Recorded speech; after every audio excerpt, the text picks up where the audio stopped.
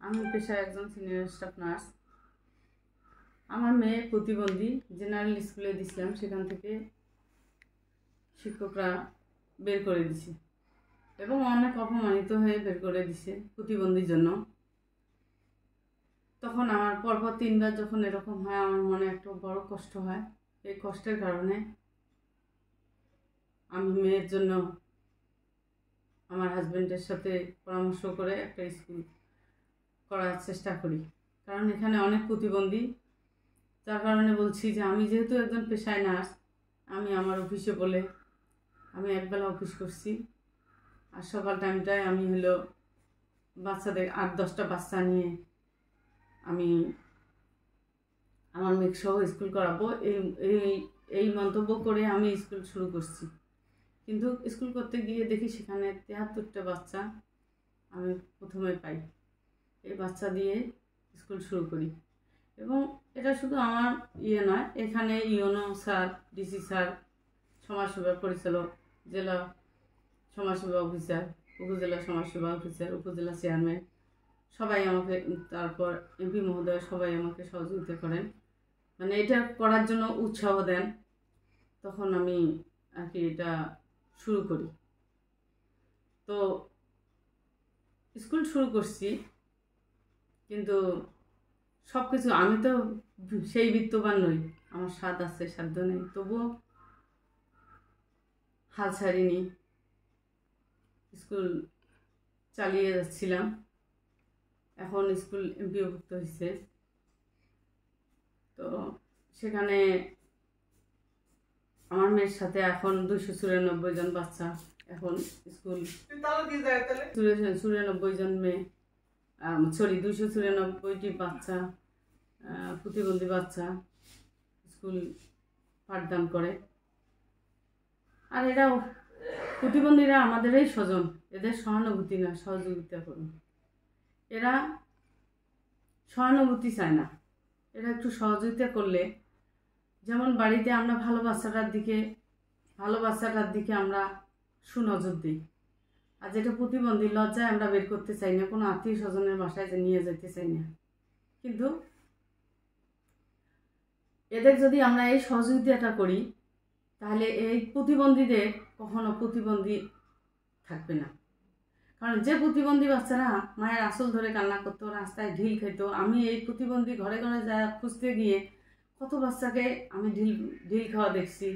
মানুষ পাগল বলে করছে, চুল টানছে, থু দিছে, আমি তাদের পাশে গেছি যে এরকম করে কেন, একে মারা যাবে না, এরাও তোমাদের মতো ভালো মানুষ, এ বলে আমি ওদের কাছে টেনে নিছি। তাদের গার্জিয়ানদের সাথে আমি সেখানে গিয়ে পরামর্শ দিছি এবং বলছি আমিও প্রতিবন্ধী বাচ্চার মা, আপনার বাচ্চার মতো আমারও মেয়ে আছে, আমার মেয়েকেও সাথে নিয়ে গেছি। তখন তারা দেখছে যে হ্যাঁ এটা তো ঠিক। তখন আমার বলছিলাম যে এরকম একটা স্কুল করতেছি বা আছে স্কুল, সেখানে আপনারা আসেন। তখন তারা সেখানে চলে আসে এবং তাদের বাচ্চা আমাদের ওই স্কুল থেকে পিএসসি পাস করে এবং তারা একটা শুধু বাচ্চা আমার বি পাইছে, আর যে কয়টা বাচ্চা যতবার পিএসসি দিছে ততবারই এ মাইনাস, বি এগুলো পাইছে।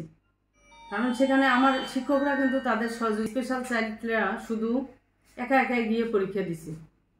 তারপরে ইনশাল্লাহ আল্লাহর কাছে আমি অনেক খুশি, যে শুক্রিয়া যে আল্লাহ আমার এই প্রতিবন্ধী বাচ্চারা যারা নিজের ভাতটা তুলে খেতে পারে নাই, 1 টাকা চেনে নাই, 1 পয়সা চেনে নাই, শুধু মাটি চিনত, মানুষের ঢেল আর পাগলি বলতো, তারা এখন সেলাইয়ের কাজ করে, তারা অনেকের বিয়ে হয়েছে, ডিগ্রি করতেছে, তারপরে কেউ আবার মানে সেলাই কাজ করতেছে, কেউ সাংসারিক কাজ করতেছে, কেউ ব্যবসা করতেছে।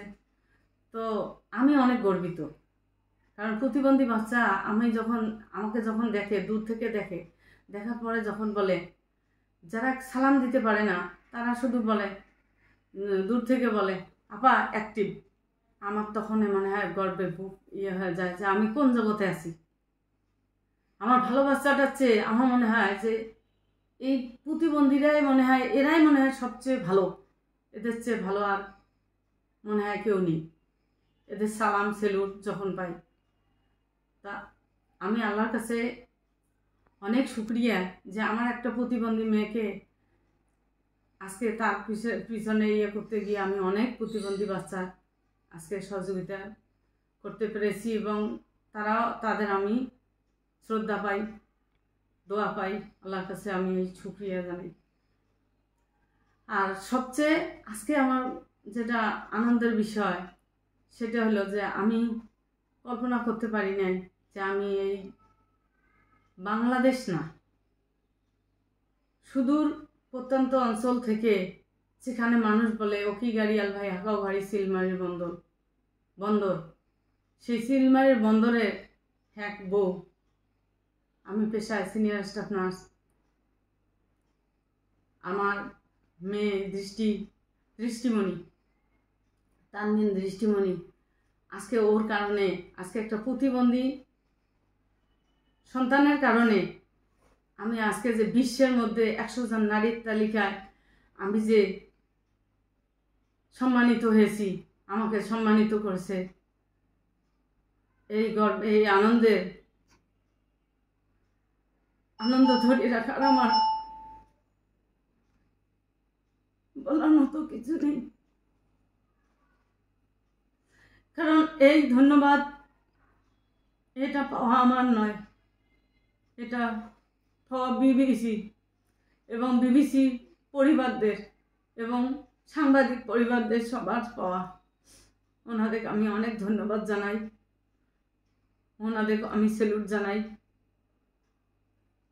ওনারা এই প্রতিবন্ধীদের, আমি এই গ্রাম অঞ্চলের মেয়ে, ওনারা যে আমাকে এই গর্বিত করছেন, আমার এই প্রশংসিত করছেন, এবং আমাকে যে এই 100 জন নারীর তালিকায়, বিশ্বের 100 জন নারীর তালিকায় আমাকে যে রেখেছেন, এটা সম্পূর্ণ আল্লাহ তাআলার অশেষ রহমত। এবং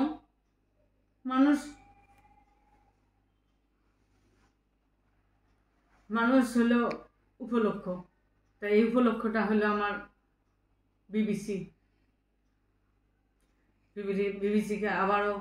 পরিবারকে আমি আবারও ধন্যবাদ জানাই এবং শুকরিয়া জানাই, এবং এই বলি আমি আমার